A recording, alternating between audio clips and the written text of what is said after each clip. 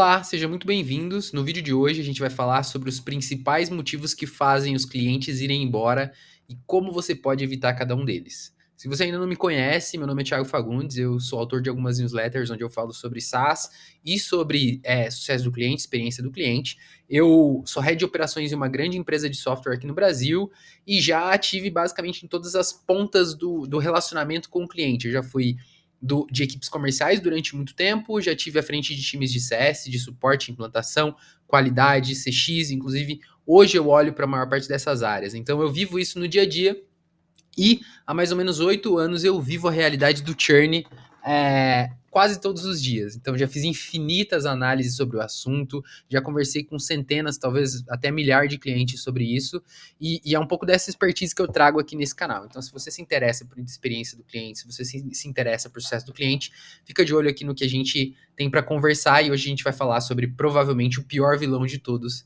que é o churn, tá? Então, caso você não saiba necessariamente o que significa churn, é quando os seus clientes vão embora, quando eles deixam de fazer negócios com você, geralmente por alguma insatisfação. Se você tem algum tipo de recorrência, assinatura, é o famoso cancelamento, mas tudo que você perde de receita, perde de clientes, é chamado de churn, perfeito? Então, nada melhor do que conhecer os nossos inimigos para conseguir combatê-los. Por isso a gente vai falar dos principais motivos. Quando a gente fala aqui sobre principais motivos, eu já trabalhei com produtos muito diferentes. Trabalhei com produtos financeiros, trabalhei com produtos de software, já trabalhei com. Enfim, um leque muito diferente de produtos. E o que eu vou falar aqui tem muito. É uma forma muito geral. Acho que dá para abranger a maior parte dos negócios, tá? Então, eu tentei fazer da forma mais genérica possível e olhando para a visão mais macro que existe para conseguir ajudar o máximo de vocês. Pode ser que o seu negócio tenha particularidades diferentes e no seu negócio apareça alguma coisa que não está nessa lista, mas aqui são os problemas mais comuns de todos os negócios, tá? Antes da gente começar a falar sobre os problemas, tem uma coisa que eu queria ressaltar, que é importante, né? Quando a gente olha para relatórios de churn, relatórios de clientes perdidos, geralmente tem uma coisa que aparece e que me incomoda bastante. Principalmente se você tem um produto com venda recorrente, onde é pago uma mensalidade, você deve viver esse mesmo problema, que é o problema da inadimplência, tá? E antes da gente, vocês vão ver que eu não vou falar sobre inadimplência aqui. Por quê? Porque na minha visão, inadimplência não é um motivo de churn, ele é uma consequência, tá? E sempre que eu vejo um relatório de churn com motivo de churn por inadimplência, isso me irrita até um pouco. Por quê? Porque na realidade o que é categorizado como inadimplência são clientes dos quais a gente não sabe o motivo. Eles simplesmente pararam de pagar e alguma coisa fez com que eles parassem de pagar e a gente categorizou como inadimplência porque não descobriu o motivo principal. Então, é como se fosse um cliente sem maiores informações. É assim que eu enxergo a inadimplência. Por quê? Da mesma forma como você pode deixar, sim, de pagar um produto porque você não tem condições financeiras, e isso é um motivo, eu acho que até eu cheguei a incluir aqui no set que a gente vai falar hoje, muitas vezes você simplesmente para de pagar porque você não viu valor naquilo. Porque aquilo não está te entregando retorno sobre o teu investimento. E são duas coisas completamente diferentes de se tratar. Por isso, eu quero separar isso aqui. A gente não vai falar sobre inadimplência aqui, nem como tratar a inadimplência, como evitar a inadimplência, porque esse é um tema à parte, acho que vale um novo vídeo, inclusive, tá? Mas quais são os 7 motivos que eu elenquei aqui? Eu tenho uma anotação aqui, qualquer coisa, se eu estiver olhando aqui para o canto, porque eu estou olhando para o meu tablet, tá? O primeiro motivo são quebras de expectativas, principalmente expectativas vindas da venda, tá? Segundo, onboarding. Terceiro, atendimento, ou seja, reclamações provenientes do atendimento, mau atendimento. Depois, finanças ou mudança no cliente, ou seja, mudança de modelo de negócio, ou mudança de momento financeiro da empresa para qual você vende, ou para o cliente para quem você vende.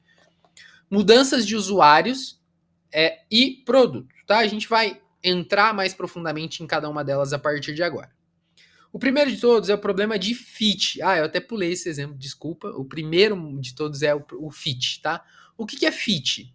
O fit vem de Product Market Fit, ou seja, o encaixe entre produto e mercado, tá? Então, é assim, é basicamente quando você vende para um cliente, é para quem aquele produto não necessariamente foi feito, tá?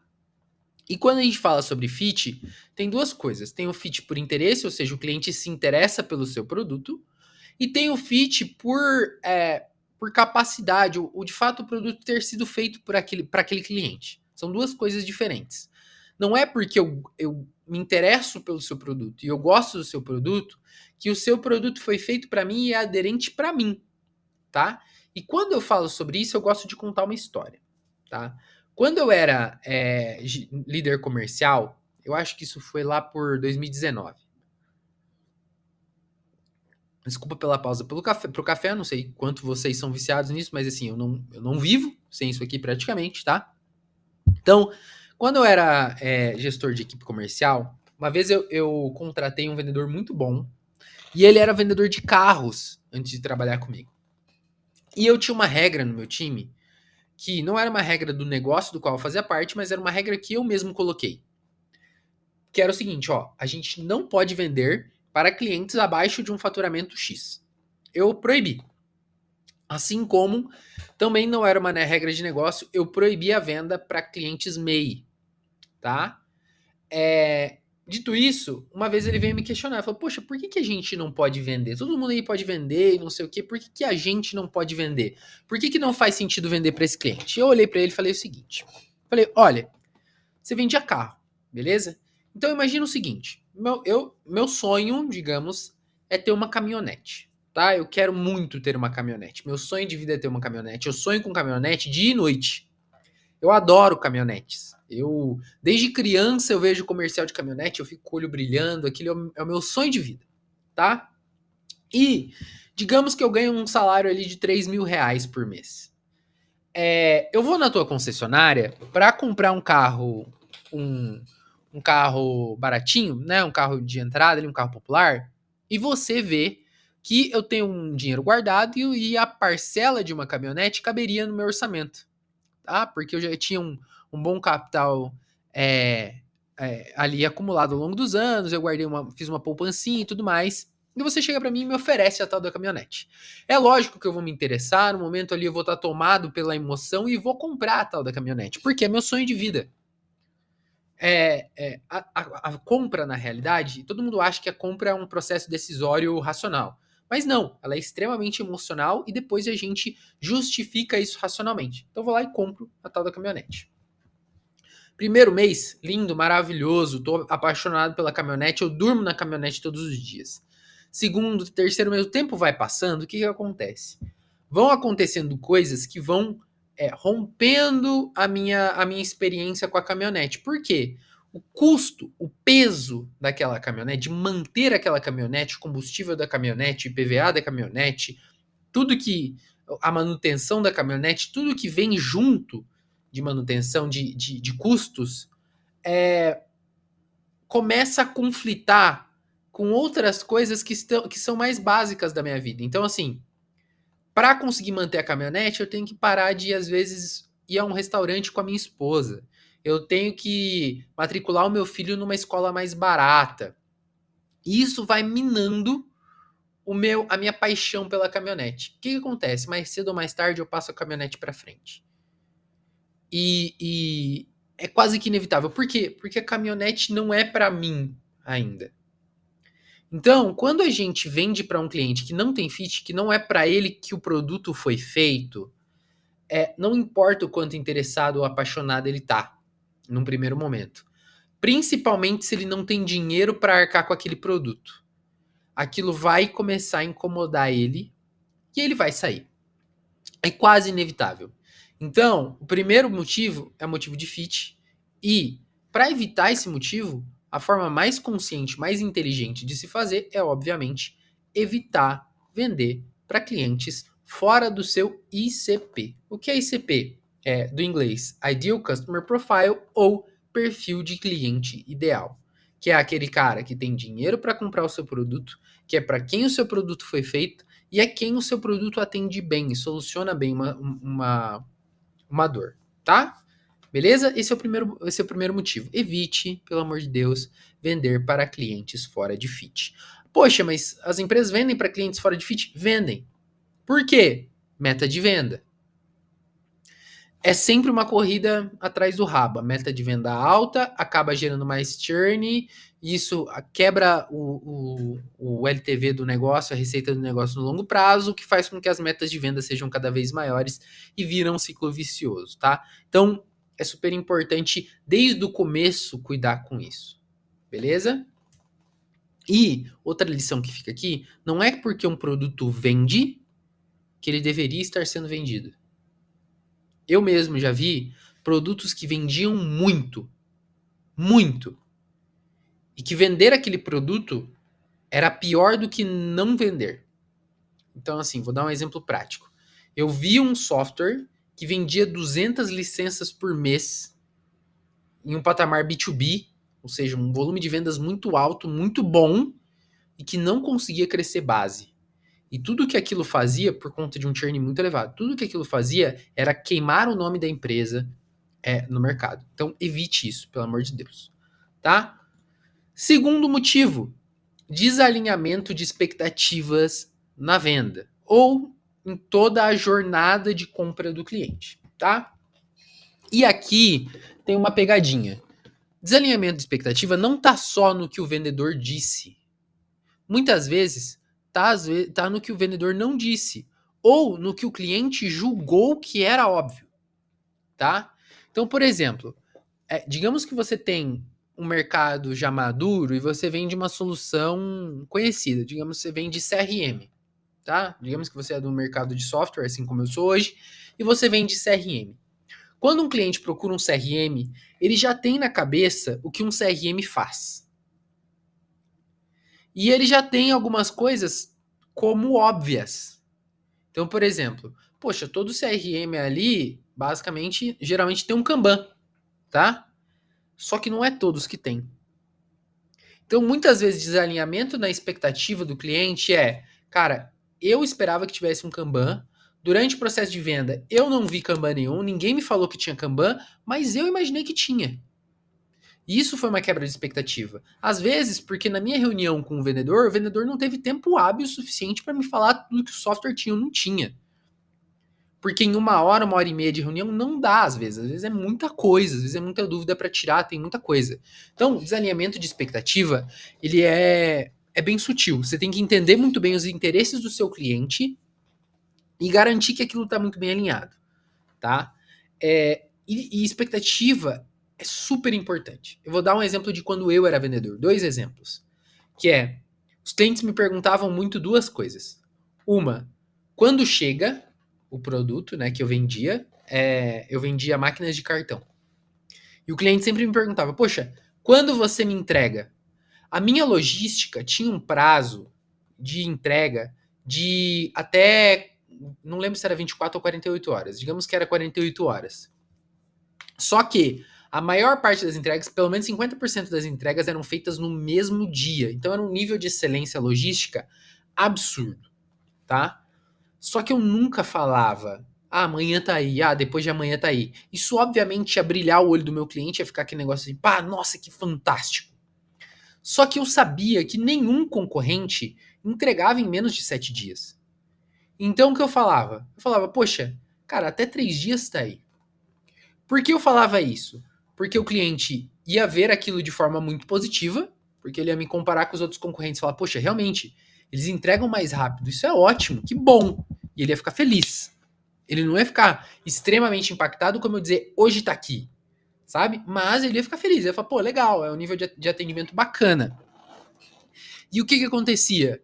Quando a máquina chegava no mesmo dia ou no dia seguinte, eu já começava a experiência do cliente superando a expectativa. O cliente mesmo, nossa, mas já? O que é isso? Então a primeira entrega já era com nível acima do esperado. E isso já pavimentava a relação de uma forma maravilhosa. Só que, se eu dissesse hoje tá aqui ou amanhã tá aqui, se eu colocasse o prazo máximo do SLA e acontecesse qualquer problema com a minha logística, o que era possível, e eu demorasse um dia a mais para entregar, o cliente provavelmente reclamaria. E ele não enxergaria que ainda assim eu estava entregando 5 dias antes do meu concorrente. Tá? Então, expectativa é muito forte. E outro ponto da expectativa é, o cliente começa a, que até vou colocar a imagem na tela para vocês, o cliente começa a gerar expectativa a respeito do seu produto, não quando ele conversa com o vendedor, mas desde a primeira vez que ele entra na landing page da sua empresa. Ou no primeiro anúncio seu que ele vê. Então ele começa a construir toda uma expectativa, que vem às vezes disso, ou que vem de coisas que ele leu sobre você no Reclame Aqui, coisas que ele leu sobre que outros amigos dele falaram sobre você. Então é um grande pacote de expectativas que você precisa ou não atender, tá? E como que você consegue lidar com essa expectativa? Primeiro de tudo, alinhe apropriadamente bem as expectativas desde o começo. Se possível, antes mesmo do cliente entrar, se não no primeiro momento, na chegada do cliente. Coloca a bola no chão, não sei se você, a gente, por exemplo, eu faço uma reunião que é a reunião de kickoff com o cliente. Em negócios de software que tem, isso é super normal. E um dos principais objetivos da reunião de kickoff é alinhar expectativas com o cliente. Ver se o cliente tem alguma coisa ali que a gente chama de intercorrência. Se tem alguma coisa que é um sinal amarelo, um sinal vermelho, que eu preciso resolver ou acompanhar o cliente mais de perto. A partir dali, porque aquilo é um forte indicativo de quebra de expectativa desse cliente.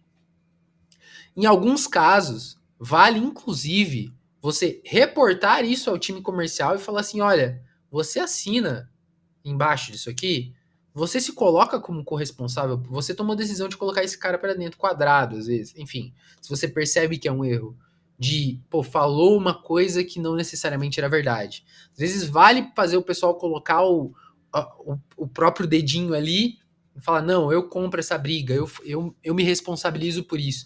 Nem que seja para quando aquilo der errado, você falar, olha, a gente assumiu esse risco em conjunto. Eu avisei, eu reportei, eu levantei a mão, a gente percebeu, mas a gente, como conjunto, como time, optou por assumir o risco desse cliente. Não tem nada de errado em assumir um risco, mas é importante que todas as áreas estejam cientes. E assim, para evitar, é obviamente alinhar muito bem as expectativas desde sempre, tá? Analisando sempre os principais motivos que fazem o seu cliente comprar, os principais motivos de insatisfação e deixando tudo muito claro o mais cedo possível, tá? Terceiro ponto, problemas de onboarding, tá? O que é onboarding? Onboarding é a chegada do seu cliente a partir do momento que ele compra o seu produto, tá? O onboarding, para perder um cliente, o onboarding é a parte mais crítica de qualquer processo de vida de um cliente, tá? Por quê? Quando a gente compra um produto, é como se estourasse um cronômetro. Agora há pouco eu disse que a venda, ela é um processo emocional justificado pelo racional. Então, a partir do momento que você desembolsou um valor por um produto, estoura um cronômetro na sua cabeça falando: agora você precisa me justificar que esse dinheiro que você tirou do bolso valeu a pena, tá? Então, até que você entregue valor para esse cliente, ele vai se questionar. E esse é um momento muito crítico. Você tem que dar ROI, retorno sobre investimento para esse cliente, o mais rápido possível, porque senão ele vai desistir de você. E tem outras coisas no onboarding que são importantes. Se você tem um produto que o cliente vai usar por muito tempo, que às vezes o cliente paga uma assinatura, você tem que entregar valor continuamente para esse cliente e o cliente tem que estar apto a utilizar esse produto, senão ele desiste. Então ele tem que saber usar, ele tem que entender como funciona, ele tem que gerar o hábito do uso. Às vezes é uma ferramenta fantástica, mas ele acha complexa. Não adianta. Então, esse começo, você precisa desenhar um processo de onboarding para ajudar o seu cliente a ver valor e adquirir o hábito de uso do seu produto muito inteligente, de forma muito rápida, tá? Eu sempre digo que um onboarding bom, ele vai direto para o valor. O que isso significa? Muitas vezes, quando você entra em um software, é comum o software te perguntar seu nome, onde você trabalha, pede seu CPF, pede para você validar e-mail, tudo isso é um risco muito grande, de perda, de você simplesmente desistir, porque você não viu o valor. E você está ali passando por etapas que estão entre você e o valor. O que eu gosto quando eu olho para um produto? Tem muitos produtos que são assim. Tem produto que te entrega valor antes mesmo de você fazer o cadastro. Não tenho nenhuma relação com eles, eu vou mencionar aqui. Tem uma ferramenta de formulários que chama Tally, T-A-L-L-Y, e o site dela é tally.so. Você pode criar o teu primeiro formulário, que é um formulário fantástico, lindo, antes de criar um login. Por quê? Porque eles querem te entregar o valor logo de cara, para que não reste dúvida de mais nada. E essas outras particularidades, as burocracias, elas podem ficar para depois. Isso é uma forma inteligente de desenhar um processo de onboarding. Cara, faz o formulário do cliente depois, preenche as informações que não são primordiais para entrega de valor num segundo momento. Entrega valor primeiro, justifica a venda, torna o cliente apto ao uso, ensina ele a usar, depois você completa o perfil dele. Tá? Isso garanto para você que vai melhorar muito o teu churn precoce. Beleza? Próximo motivo, insatisfações com atendimento, tá? Essa é clássica. Atendimento pode tanto resolver todos os seus problemas, quanto prejudicar o seu negócio profundamente. Só que aqui tem uma pegadinha, que é, o que é um atendimento bom? Tá? Eu acho que é mais de uma pegadinha. Primeira pegadinha é, atendimento bom vai depender do que é um atendimento bom no mercado que você está. Tá? Em bancos, há 15 anos atrás, um atendimento bom era uma fila curta na agência. Hoje, isso é inadmissível. Se você não tiver um bom atendimento por dentro do seu internet banking, do seu aplicativo, se você não tiver um aplicativo que funciona bem, você está fora do jogo. Então, as expectativas do setor, do mercado, mudaram. Então, e ter uma agência hoje chega a ser supérfluo, tanto que o maior banco em número de clientes não tem agências. Isso é super interessante, né? Então, assim, depende muito do que o seu mercado acha ou está acostumado com o atendimento. E o outro ponto é, atendimento é diferente de relacionamento. Quando a gente fala sobre atendimento de qualidade, as pessoas confundem e acham que um bom atendimento é aquele atendimento que pega o cliente no colo, que chama o cliente pelo nome, que serve cafezinho. Não necessariamente. É lógico que isso é legal. O brasileiro tem muito disso do relacionamento, da afinidade, né? Mas, em primeiro lugar, um bom atendimento é aquele que resolve os problemas do cliente de forma rápida e assertiva. Não adianta você pegar o cliente no colo se você não resolver os problemas do cliente primeiro, tá? Então, isso é super importante. Você precisa entender qual é o nível de atendimento esperado no seu mercado e entregar um nível dali para cima para evitar insatisfações com atendimento. E, em segundo lugar, se preocupar primeiramente em resolver o problema do cliente de forma mais rápida e assertiva possível. Depois, você busca o tal do encantamento do cliente. Beleza? Próximo motivo, problemas financeiros ou mudanças no cliente, tá? Esse aqui é importante, por quê?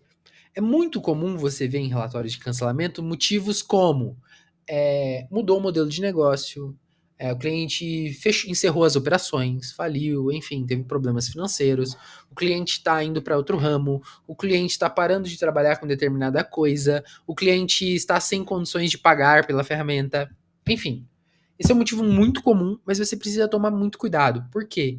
Porque nem sempre ele é verdade, tá?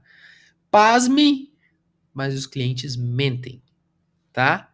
E é muito comum mentir, principalmente se o seu processo de cancelamento é muito burocrático, tá? É muito normal o cliente ligar para cancelar um produto e falar que está encerrando as operações pelo simples motivo de ter certeza que ninguém vai tentar convencer ele a ficar, tá? É o que eu chamo de cortina de fumaça. É só uma coisa para te enganar e fazer com que você não insista, tá? Então tem que ter muito cuidado para entender se essa informação é verdadeira ou não. Ela pode estar escondendo vários outros motivos, beleza? Aqui tem um ponto que esse motivo ele prevalece muito de acordo com o mercado para o qual você vende e para o tipo de cliente para o qual você vende. Se você vende produtos para o consumidor final ou para clientes pequenos, provavelmente esse motivo vai ser mais comum. Por quê? Porque quando você vende para empresas robustas, antigas, com anos de história, elas são mais estáveis. É difícil uma empresa com 10, 15 anos de história passar a não ter dinheiro para pagar por uma ferramenta que ela contratou 3, 6 meses atrás. Porque ela se planeja, ela entende o próprio orçamento, ela sabe como as coisas acontecem. Da mesma forma, é difícil, se não quase impossível, uma empresa com 10, 15 anos de história ou mais contratar uma ferramenta e 6 meses depois resolver que vai mudar de ramo, tá? Então, esse motivo, ele é muito vinculado ao tamanho do teu cliente. Se você quiser evitar ele, obviamente, tente vender para clientes maiores ou clientes mais maduros, beleza? Mais profissionalizados. Outro motivo que temos aqui são as mudanças de usuário, já é o nosso penúltimo motivo. O que é isso, tá? Mudanças de usuário às vezes, você tem uma pessoa naquela empresa para qual, digamos que você vende para empresas, ou você até vende para pessoas, mas você tem uma leve separação ali, alguma coisa que acontece nesse cliente. Então, por exemplo, imagina que você vende para uma empresa e você vendeu para uma determinada pessoa ou você vendeu para a empresa e tem um usuário lá dentro que é o seu forte defensor, que ele defende a tua marca, que ele gosta do teu produto, ou que ele é o especialista do teu produto lá dentro. E essa pessoa sai, tá? Acontece muito churn quando a inteligência sobre o produto é muito concentrada dentro de um usuário ou a preferibilidade, ou quem prefere é um grande defensor e essa pessoa sai. Tá? São dois cenários diferentes, mas eles são muito comuns. É o que a gente chama de perda de campeão. Você perdeu o seu campeão dentro da empresa. No cenário em que você tem uma pessoa que conhece muito sobre o produto e é ela que, e saindo ela, ninguém mais sabe usar, a melhor forma de você lutar contra isso é educação continuada. É treinando os seus clientes constantemente, tendo treinamentos, lugares para eles descobrirem como usar seu produto, tornando o seu produto cada vez mais fácil de usar. Isso é super importante, é uma preocupação que todo produto deve ter. É fácil do meu cliente usar o meu produto? Tá? E o outro lado de você ter um campeão grande defensor e ele sair, você tem que estar sempre buscando aprofundar a sua relação interna com os seus clientes, principalmente B2B, se você vende para empresas. Você tem que estar dentro cada vez mais da organização. Você tem que ir se envolvendo, tendo cada vez mais pontos de contato, conhecendo os organogramas do cliente, para que, caso alguma coisa aconteça, você tenha 3, 4 pessoas que te sustentem lá dentro. Beleza? E o último, e acho que um dos principais e mais comuns, é o problema com o produto, tá? Insatisfações gerais com o produto, tá? E eu não estou falando necessariamente com número de funcionalidades de um determinado produto, mas às vezes com quanto o produto ele resolve de fato o problema do cliente, tá? Todo produto, ele tem até o famoso framework do jobs to be done, o trabalho a ser feito. Você compra um produto para realizar um trabalho com aquele produto. E é super importante que você, como empresa ou como pessoa, entenda muito bem quais são os trabalhos para o qual o seu produto é contratado e quão bem ele cumpre aquelas tarefas. Tá? E trabalhar nisso é super importante, muito focado em qual o objetivo do meu cliente quando ele vem para o meu produto. Quão bem eu estou atendendo isso? Quais são as opções que ele tem no mercado que atendem ele melhor em quais circunstâncias? Qual o custo disso para ele? Toda empresa, negócio ou gerente de produto deve estar pensando nisso constantemente. Como que eu resolvo melhor o trabalho a ser feito pelo meu cliente com o meu produto? Tá? Assim, existe, obviamente, cenários em que o produto consegue ser secundário, mas é muito difícil. É muito difícil outros fatores da empresa conseguirem compensar um produto ruim. tá? São raríssimos os casos, é só quando os produtos são extremamente simples. Se são produtos um pouco mais robustos e complexos, é muito difícil você conseguir compensar, por exemplo, o produto com atendimento, que é um dos erros muito comuns que as empresas, principalmente startup, fazem. Que é, poxa, o produto não está sendo suficiente para manter o cliente, vamos adicionar cada vez mais gente para cuidar desse cliente, fazer com que esse cliente permaneça. Mas é um tiro no pé. Muitas vezes, digo na maioria das vezes, não adianta você adicionar camadas de atendimento em um produto que não consegue se sustentar. Você só vai estar adicionando cada vez mais estrutura de custo e um custo perigoso, que é o custo fixo, no seu negócio, que pode gerar basicamente a ruína da sua empresa. Então, trabalhar em quão bem o seu produto atende às expectativas e às necessidades do seu cliente é primordial para resolver, de fato, os problemas de churn do seu negócio. Beleza? Espero que vocês tenham gostado do conteúdo. Se vocês quiserem saber mais, aprender mais, eu tenho uma newsletter que fala exclusivamente sobre SaaS e outra que fala exclusivamente sobre CS. Os links delas vão estar aqui na descrição do vídeo. E em breve, muito em breve, eu vou disponibilizar para vocês um curso em e-mail gratuito chamado 10 Dias contra o Churn. E eu vou divulgar ele provavelmente muito mais na minha newsletter ou em outros conteúdos, seja aqui no LinkedIn, enfim, nos meios onde eu me comunico. Fiquem ligados, porque vai ser muito conteúdo. São 10 dias seguidos com e-mails cheios de conteúdo para ajudar você a lutar contra o churn. Fechado? Inclusive, se eu já tiver postado esse vídeo eu lançar, eu vou fazer o favor de colocar o link dos 10 dias contra o churn aqui na descrição também, para você se inscrever e absorver esse conteúdo que eu acho que vai ser riquíssimo para você.